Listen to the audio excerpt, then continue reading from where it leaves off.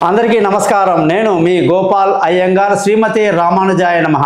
మనం అందరం కూడా 8వ తారీఖు డిసెంబర్ నుంచి 14వ తారీఖు డిసెంబర్ వరకు వారఫలం మేషరాశి నుంచి మీనరాశి వరకు ఎలా ఉంటుందో తప్పకుండా చూద్దాం.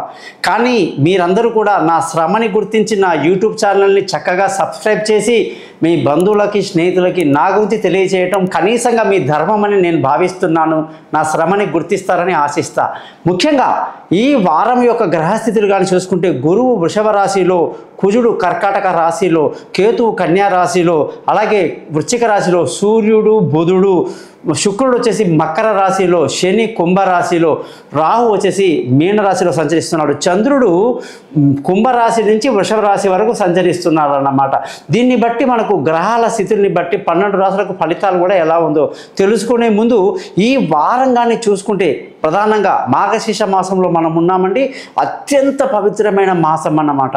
మార్గశీర్ష మాసం అంటే ఏంటంటే మనకు ఈ పౌర్ణిమ రోజు నాడు ఆకాశంలో కానీ మనం చూస్తే చంద్రుడి పక్కన తళుక్కుమని మెరుస్తూ బ్రహ్మాండంగా కనిపించే మృగశిర నక్షత్రం ఉంటుందన్నమాట.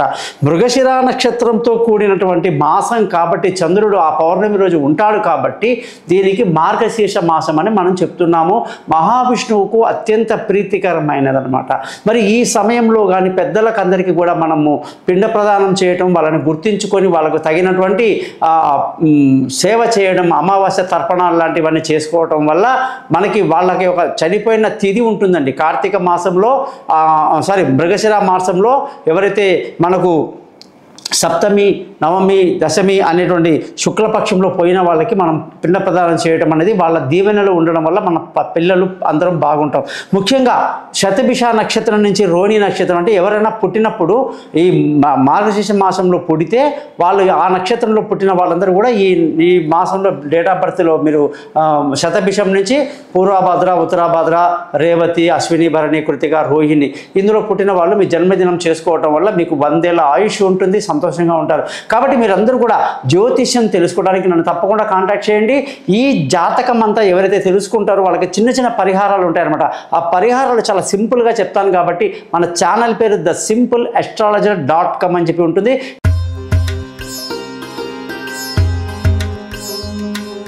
ధనుసు రాశి వాళ్ళకి 8వ తారీఖు డిసెంబర్ నుంచి 14వ తారీఖు డిసెంబర్ వరకు వారఫలం ఎలా ఉందో ఈరోజు తెలుసుకుందాం.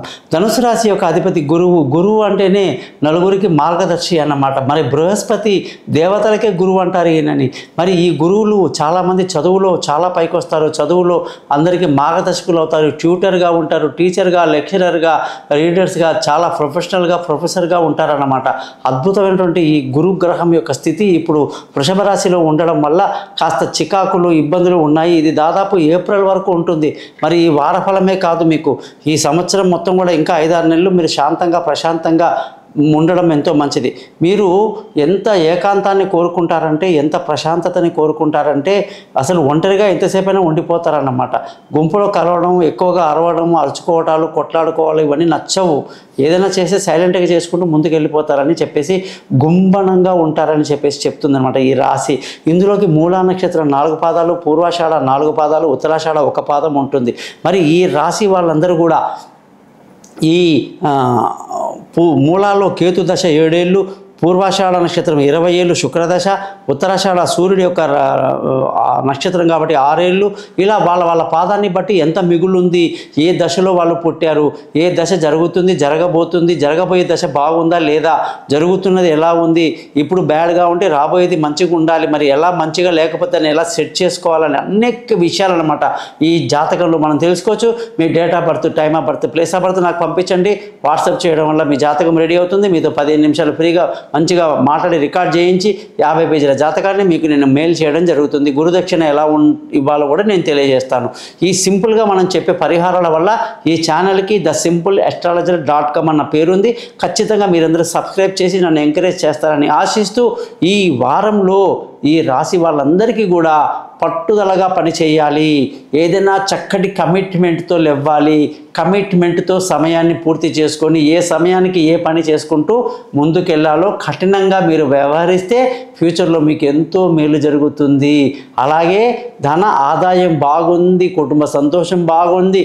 మీరు ఒక డబ్బు ఎక్స్పెక్ట్ చేస్తే ఇంకో డబ్బు వస్తుంది, అనుకున్న డబ్బు రాదు. ఇదొక తికమ అనమాట. కానీ ప్రయత్నిస్తే మాత్రం అనేక రకాలుగా ధన ఆదాయం ఉంది, పిల్లల చదువులు బాగుంటాయి, వాళ్ళ యొక్క భవిష్యత్తు బాగుంది, కుటుంబ ప్రశాంతత కోసం ఎక్కువగా ఆలోచిస్తూ ఉంటారు. మరి మానసిక ధైర్యానికి కేర్ ఆఫ్ అడ్రస్ మీరే.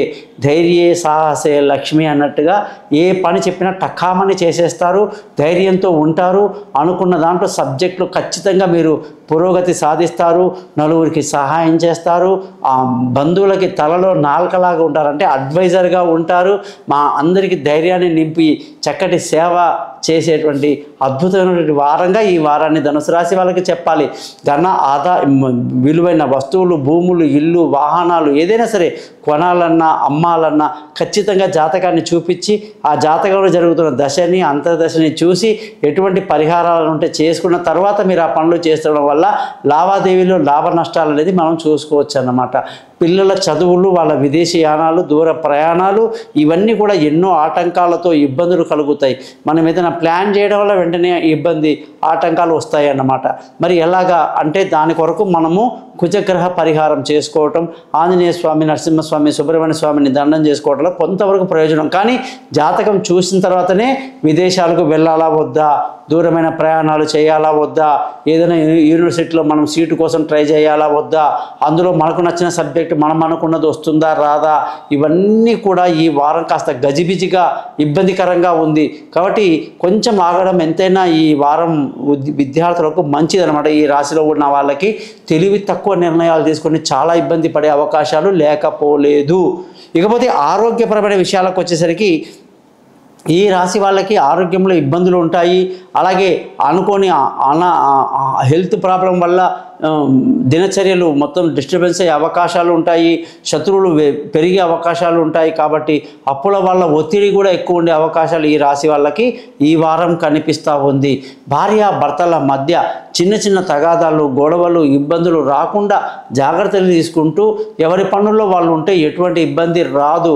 లేదా ఎక్స్ట్రాగా ఏదైనా చేసినా కూడా గొడవలు మధ్యవర్తుల ద్వారా ఎక్కువ అయ్యే అవకాశాలు ఎక్కువ ఉన్నాయన్నమాట. ప్రేమికులకు కఠినమైనటువంటి సమయంగా కూడా ఈ వారాన్ని చెప్పాలి. పెళ్ళి కాని వాళ్ళకు కూడా ఇప్పట్లో పెళ్ళి అయ్యే అవకాశాలు తక్కువగా ఉంది. దూరంగా ఉన్న భార్యాభర్తలు అలా ఉండడమే మంచిది. ఏ ప్రయత్నం చేసినా బెడిసి కొడుతుంది. ఒక వారం 2 వారాలు ఆగడము ఈ రాశి వాళ్ళకి మంచిది. పార్ట్నర్షిప్లో దెబ్బ పడే అవకాశాలు లేకపోలేదు. అదృష్టం చాలా తక్కువ. అసలు ధనుసు రాశి వాళ్ళకి మొదటి నుంచి కూడా ఏమీ నాకు సంతోషకరంగా కనిపించట్లా. కాబట్టి అదృష్టం తక్కువగా ఉంది. తండ్రులు పెద్దల సపోర్ట్ పెద్దగా కనిపించడం లేదు. ఉద్యోగంలో కూడా అంతే. ఎంత కష్టపడ్డా కూడా సరైనటువంటి గుర్తింపులు, కొత్త ఉద్యోగంలో మార్చే అవకాశాలు ఇప్పట్లో ఏమీ లేవు. కాస్త ఆగాలన్నమాట. ఎంత చేసినా బెడిసి కొట్టే అవకాశాలు ఎక్కువ ఉన్నాయి.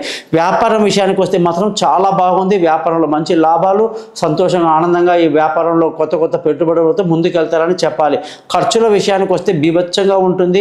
అలాగే ఈ వారమంతా కూడా మీరు అనేక పద్ధతులు, మంత్రాలు చెప్పే విధానం ఉంది. తప్పకుండా నన్ను కాంటాక్ట్ చేయండి. మీరందరూ బాగుండాలని కోరుకునే మీ గోపాలయ్యంగార్. సర్వేజన సుఖినో భవంతు.